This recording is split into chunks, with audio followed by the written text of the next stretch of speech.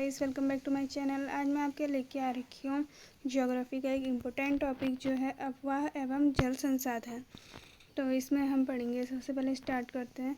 अफवाह का अभिप्राय जलधाराओं तथा नदियों द्वारा जल के धरातलीय प्रवाह से है। यह अफवाह किसी प्रदेश में वर्षा की मात्रा तथा ऋत्विकता तथा उच्चावच की आकृति तथा स्वरूप को परिलक्षित करता है। यह प्रदेश के भूगर्भिक इतिहास को भी प्रकट करता है तथा प्राकृतिक स्थलाकृतियों को आकार प्रदान करता है, क्योंकि प्रवाही जल अपरदन, परिवहन एवं निक्षेपण का सबसे प्रभावी अभिकर्ता है। प्रवाही जल पेयजल तथा घरेलू कृषि तथा सिंचाई औद्योगिक उपयोग के लिए जल प्रदान करता है। यह विद्युत उत्पादन का स्रोत तथा परिवहन का संसाधन भी है। अतएव किसी देश के अफवाह के विभिन्न पहलुओं का अध्ययन आवश्यक है। अब इसमें हम पढ़ेंगे अफवाह प्रतिरूप। इसका पैटर्न देख लेते हैं। अब हम थॉर्नबरी के अनुसार अफवाह प्रतिरूप का आशय किसी नदी तथा उसकी सहायकों द्वारा सम्मिलित रूप से निर्मित योजना से है। किसी प्रदेश में उच्चावच तथा जलवायु दो प्रधान कारक हैं जो उसके अफवाह प्रतिरूप तथा विशेषताओं को निर्धारित करते हैं। यह उल्लेखनीय है कि देश की जटिल भू आकृतियों तथा स्मिकी विशेषताओं तथा सुदृढ़ भूगर्भिक इतिहास के कारण भारत की नदियों ने विविध प्रकार के अफवाह प्रतिरूपों का निर्माण किया। इसमें पूर्ववर्ती प्रतिरूप सिंधु, सतलज, ब्रह्मपुत्र, अध्यारोपित प्रतिरूप जो हैं दामोदर, सुवर्णरेखा, चंबल, बनास आदि, द्रुमाकृतिक या वृक्षाकार प्रतिरूप गंगा एवं दक्षिणी भारतीय नदियाँ, आयताकार प्रतिरूप कोसी तथा विंध्यन नदियाँ, अरीय प्रतिरूप में है सोन महानदी एवं नर्मदा, जलाशयी प्रतिरूप सी भूमि क्षेत्र की नदियाँ, समांतर प्रतिरूप बिजावर क्षेत्र तथा पश्चिमी तट मैदानों में, आंतरिक अफवाह राजस्थान में रूपैनन, मेघा, जौजरी आदि तथा परवर्ती प्रतिरूप चंबल, थेम, सिंध, बेतवा तथा सोन सम्मिलित हैं। भारत के अफवाह को मोटे तौर पर दो वर्गों में बांटा गया है। पहला है इसमें हिमालय का अफवाह तथा दूसरा है प्रायद्वीपीय अफवाह। तो सबसे पहले इसमें हम पढ़ लेंगे हिमालय का अफवाह। हिमालय के अफवाह तंत्र के अंतर्गत सिंधु, गंगा तथा ब्रह्मपुत्र एवं हिमालय से निकलने वाली उनकी सहायकों द्वारा निर्मित अफवाह सम्मिलित है। अधिकांश नदियाँ सदाबहीन हैं, क्योंकि ये ग्रीष्म ऋतु में हिमालय के पिघलने से जल प्राप्त करती हैं। ये नदियाँ अपनी युवावस्था में हैं तथा इन्होंने अपने ऊपरी भाग में गहरी गॉर्ज, वी आकार की घाटियों, प्रपात, द्रुतवा आदि अपरदनात्मक आकारों का निर्माण किया है। अपने निचले मार्ग में ये पौड़ लक्षणों जैसे विसर्प, गोखुर, झीलें, प्राकृतिक कगार, बाढ़ के मैदान, डेल्टा आदि का निर्माण करती हैं। जलधाराओं के बार बार मार्ग परिवर्तन तथा अवसाद क्रिया के कारण इन नदियों का नौसंचालन के भरोसे योग्य स्रोत के रूप में उपयोग वर्धित रहता है। नदी विद्वानों में बड़े मौसमी उतार चढ़ाव दर्शनीय है, जो वर्षा ऋतु में भयंकर बाढ़ लाते तथा ग्रीष्म ऋतु में जल तली में सीमित रह जाते हैं। तो इसमें हम देख लेते हैं। पहले ये सारी नदियाँ रावी, व्यास, सतलुज, चिनाब ये सब दे रखी हैं। इसमें देख सकते हैं आप इनका सिस्टम कैसे है बहने का। और ये रही आपकी गंगा नदी, इधर को यहाँ पर आपका है नेपाल, सोन, ये सारी जो है नदियाँ दे रखी हैं। इसमें आप देख सकते हैं किस तरीके से बहती हैं करके। इधर पे आपकी कृष्णा नदी आ गई, नीचे को कावेरी नदी नीचे को आ गई इधर पे। ऐसे करके पूरा सिस्टम दे रखा है इसका। फिर बढ़ते हैं आगे। तो रहा आपका भारत का अफवाह। अब हिमालय की नदियाँ पीने, सिंचाई, जल विद्युत उत्पादन, औद्योगिक कार्यों, नौ संचालन, पर्यटन आदि विविध उपयोगों के लिए बहुत महत्वपूर्ण है। नेक्स्ट हिमालय के अफवाह का विकास। अब इसका विकास देख लेते हैं।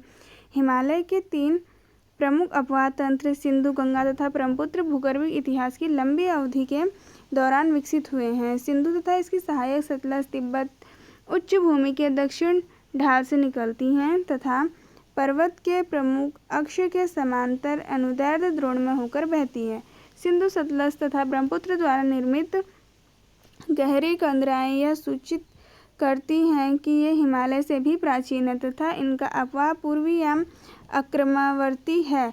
इन नदियों के अतिरिक्त तीस्ता तथा अरुण जो नेपाल में है भी हिमालय के उच्छेद से बहुत पूर्व विद्यमान थी। पूर्व पर्वत निर्माण क्रिया जारी रहने पर पुरानी नदियों ने अपने जलमार्गों में बहना जारी रखा। जैसे जैसे पर्वतीय संचलन तीव्र हुई, इन नदियों द्वारा अपर्दन भी तीव्र हुआ। इस प्रकार पर्वत के उच्छेद तथा नदियों द्वारा अपर्दन के प्रक्रम साथ साथ चलते रहे, जिससे 1800 से 3600 मीटर गहरी अनुप्रस्थ गौरजों का निर्माण हुआ। हिमालय के अपवाह की एक अन्य विशेषता नदी अपहरण है, जो नदियों द्वारा तीव्र शीर्ष अपर्दन के कारण होती है। सिंधु, तीस्ता, अरुण, भागीरथी तथा गंगा की अन्य सहायक नदी अपहरण के उदाहरण प्रस्तुत करती है। अब टर्शियरी युग के दौरान विशेष रूप से भूगर्भिक घटनाओं ने उत्तरी भारत के अपवाह की दिशा में अनेक परिवर्तन किए, जिससे प्रमुख नदियों के प्रवाह की दिशा में पूर्ण उत्क्रमण हो गया।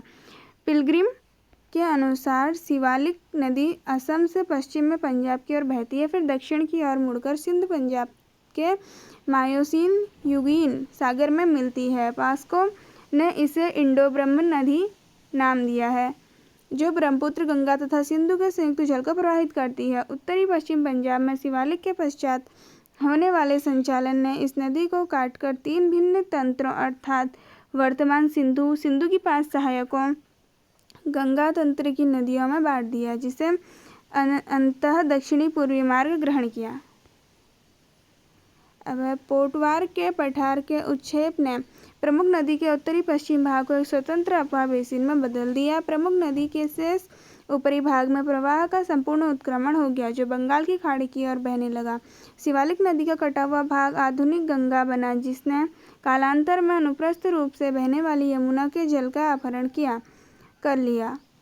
अलकनंदा, कर्नाली, गंडक तथा कोसी जैसी हिमालय की अनुप्रस्थ नदियां उत्तर भारत की प्राचीनतम जलधाराएं होने के कारण इस नई नदी में अपने जल को डालने लगी। तत्पश्चात गंगा तथा उसकी सहायकों के मार्ग में कुछ गौण परिवर्तन हुए। भूवैज्ञानिकों के अनुसार यमुना अपने प्रारंभिक ऐतिहासिक काल में राजस्थान से होकर बहते हुए सिंध क्रम में मिलती थी। हिंदू मान्यता के अनुसार वर्तमान उपेक्षित सरस्वती नदी के तल का प्राचीन मार्ग इस विश्वास की पुष्टि करता है। वर्तमान झेलम, चिनाब, रावी, व्यास एवं सतलज के पंजाब स्थित भाग शिवालिक के उत्थान के बाद उत्पन्न हुए। इस युग के आरंभ में सतलज एक स्वतंत्र नदी थी। आज यह सिंधु की सहायक है। पहले व्यास नदी सिंधु में गिरती थी, अब यह फिरोजपुर के निकट सतलज में मिलती है। इस प्रकार गंगा इनकी सहायकों के मार्गों में भी अनेक परिवर्तन हुए तथा सोन, घाघरा, दामोदर तथा कोसी के मार्गों में अनेक बार परिवर्तन हुए। 18वीं शताब्दी में कोसी पूर्णिया के नीचे बहती थी, अब यह पूर्णिया से 80 किलोमीटर पश्चिम में बहती है। तीस्ता नदी गंगा की सहायक हुआ करती थी, अब यह ब्रह्मपुत्र में प्रवाहित होती है।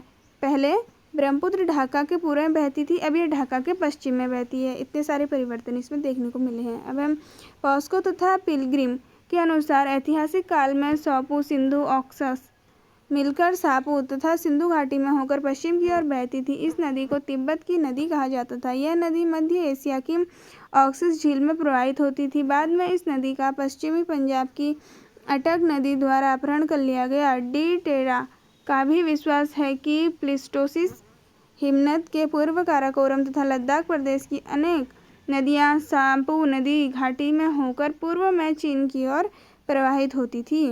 बाद में असम को दी गई नदी में इसका अपहरण कर लिया। वैसे पॉस्को तथा डी टेरा के उपरोक्त मत संदेशपद हैं।